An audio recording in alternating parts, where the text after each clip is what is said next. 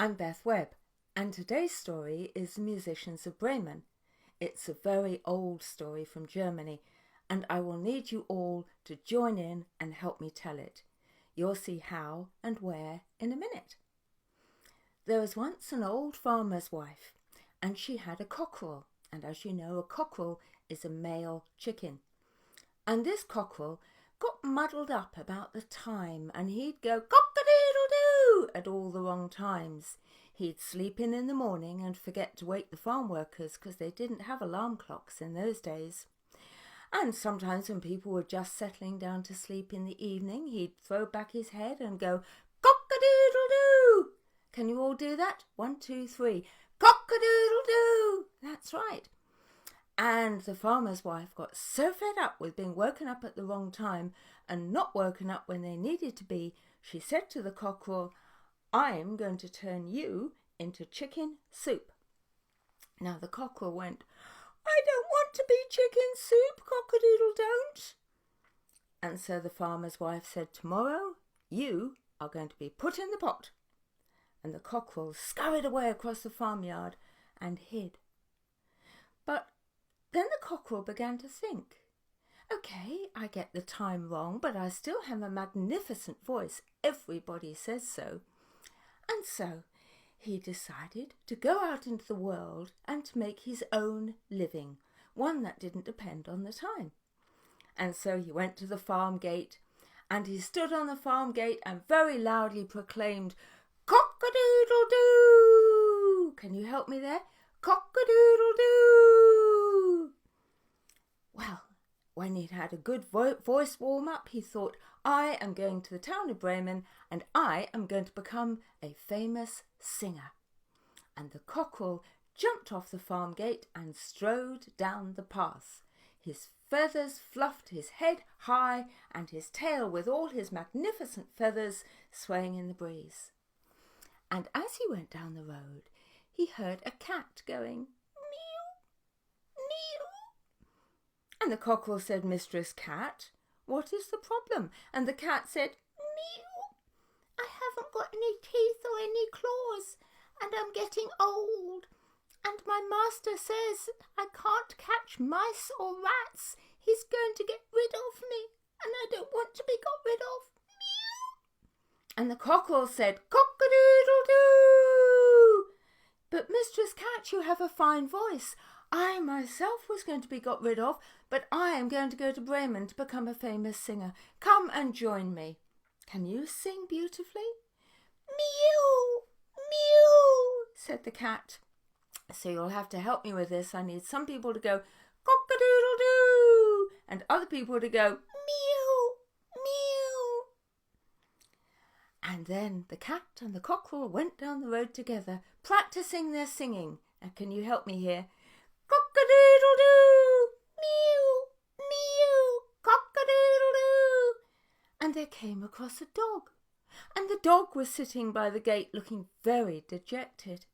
And the cockerel and the cat said, "Mr. Dog, what's the matter?" And the dog said, "Woof, woof, woof. I can't round up sheep any more because I'm stiff and lame. Ow, woof, woof.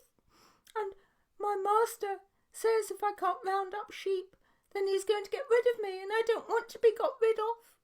And the cockerel said, help me here, "Cock-a-doodle-doo." And the cat said, help me here as well, "Meow, meow. We are going to Bremen to be famous singers. Come and join us, Mr. Dog.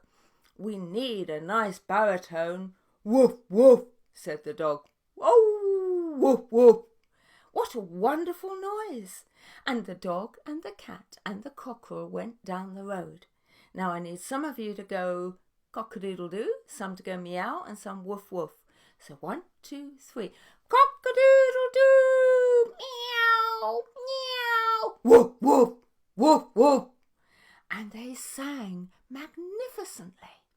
And down the road they went, until they spotted an old donkey in a field, looking very dejected. His head was down, his shoulders were hunched, and he was knock-kneed, and he looked very miserable. And the cockerel and the cat and the dog said, "Mistress Donkey, what is the matter?" And the donkey said, "I'm so old I can't pull the cart any more. And my master says that I'm not worth hay and he's going to get rid of me. And I don't want to be got rid of. I like my field. And I know I can't pull carts any more, but I'm happy." And the cockerel and the cat cuddled up to the donkey and nuzzled her feet and nuzzled her neck and her ears and said, "I bet, Mistress Donkey, you have an excellent singing voice." "Oh, I do," said the donkey. "Listen. E-oh, e-oh, e-oh." "Oh," said the cockerel, "you are wonderful, Mistress Donkey. Now listen, none of us were wanted, and we're all going down to Bremen to become singers in that famous town. Will you come and join us, please?" And the cockerel said, "Okay, you know what to do. Cock-a-doodle-doo!" And the cat said, "Meow, meow." And the dog said, "Woof, woof, woof, woof." And the donkey said, "May I really, really, really come? Wow! E-oh, e-oh." And the 4 friends went down the road together, singing magnificently. 1, 2, 3. Cock-a-doodle-doo! Meow, meow. Woof, woof, woof, woof. E-oh, e-oh, e-oh. They walked and they walked, singing loudly and dreaming about their lives as great opera singers. Well, eventually they came to a great wood, and it was beginning to get dark. And so the animals said to each other, "Let us stay in the wood and we will travel on again in daylight." So the donkey sat beneath a wide spreading oak tree, and she gave her back a scratch against the bark of the tree, and she ate some grass, and she snuggled down to go to sleep. The dog curled up next to the donkey, and the cat curled up next to the dog. They were becoming very good friends. But the cockerel didn't like to sleep on the ground and decided to roost in the tree. And he fluttered and scratched and crawled until he went right up to the very top of the tree. And there he was just settling down to sleep with his head under his wing. And he saw something. He saw a light in the distance, and he said, "Cock-a-doodle-doo! Cock-a-doodle-doo!" And the other animals said, "No, no, cockerel, it's not morning." But the cockerel said, "No, cock-a-doodle-doo! I can see a light. There must be a house nearby, and a house means food and warmth."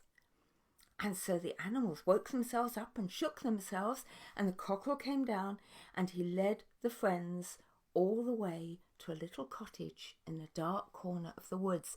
And sure enough, there was a light on. Well, they couldn't quite see in the window.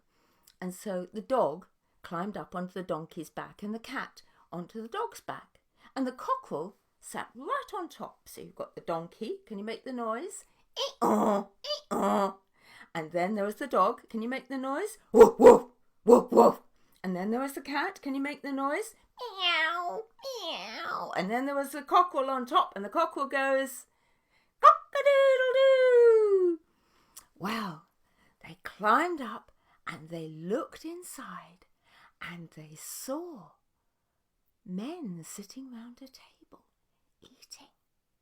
They were thieves, and they had got bags of gold next to them, and they'd got pies and potatoes, and they'd got meat, and they'd got fish.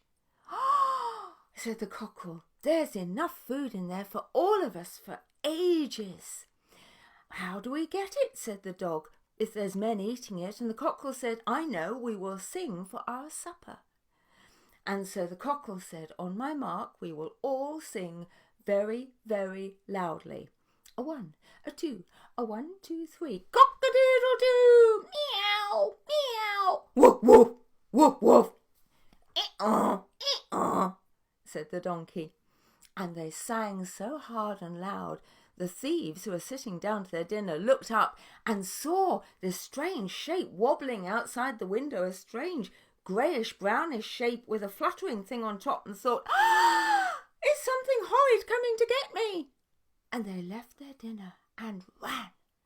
Good job they did, because just as they fled out the door, all the animals wobbled so much with all their singing they fell right through the window and onto the table. Oh! They looked around and all the people had gone, and they thought, "It's very strange. I thought they'd stay for another song. Oh well, never mind." And the friendly animals sat down and had a magnificent feast. Well, they ate and ate and ate until they could eat no more. And they thought, right, it's time to go to sleep and we've got the house to ourselves. So the cat curled up by the fire and purred. Can you purr? Purr, purr. And the dog curled up behind the door and snored. Can you snore? And then the donkey sat outside and looked at the moon and nibbled at some hay in the yard. But the cockerel sat on top of the house roof and looked up at the moon and imagined tomorrow going on their way down to Bremen and becoming famous. Well, the men ran and ran and ran until they came to a cave they knew in the wood. And there they sat down and said, "Well, what was that at the window? Was it the police coming to get us? What was happening?" And then one of them said, "I think it might have been the wind in the trees. I think we ran away from nothing. I think we should draw lots and see who is going to go back and find out what's happening in that house."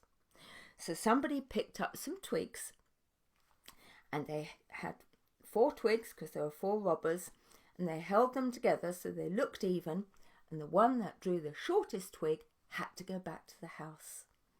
Well, the man that drew the short one was a bit scared, I can tell you, but he thought, "I've got to be brave," and he went all the way back through the dark to the house. And it was dark and it was still, but the window was broken and the food had been eaten, and he thought, "That's very strange." And then he saw the cat's eyes. Now the cat's eyes were glowing a bit in the dark, and the man thought, "Oh, there's still some coal alive in the fire." And so he took out a match. He didn't have a matchbox, it was like a piece of dry wood, and he was going to put it into the fire to make it light so he could look for a candle to light and so he could see what was what. And he put the match down right into the cat's eyes, and the cat went "Ah!" and scratched the man. "Ah!"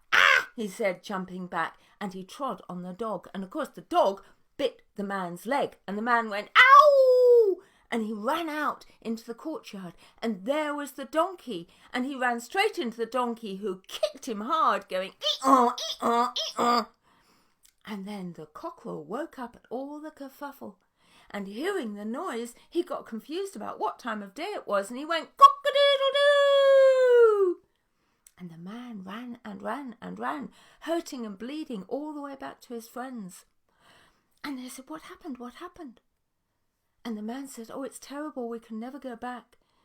I tried to light my match by the fire, and there was a witch sitting by the fire, and she had glowing eyes, and she scratched me with long fingernails. And then behind the door there was a man with a knife, and he cut at my legs. And then I ran out into the courtyard, and there was another big man, a great big thug, and he had got an iron club, and he hit me ever so hard on the bum. And just as I tried to run away, there was a judge sitting up on the roof, and he said, 'That man's a robber too! That man's a robber too!' So they know who we are. We must never, ever, ever go back." And so the robbers didn't. And in fact, they went and lived honest lives from that day forth, scared they might get caught. And as for the 4 friends, well, it was so cosy in the little house, they decided not to go down to Bremen. They thought they'd have a much better life where they were. And they lived happily ever after. And judging by the sound of their singing, I think it's probably a good job they didn't go and try and become professional singers. Don't you?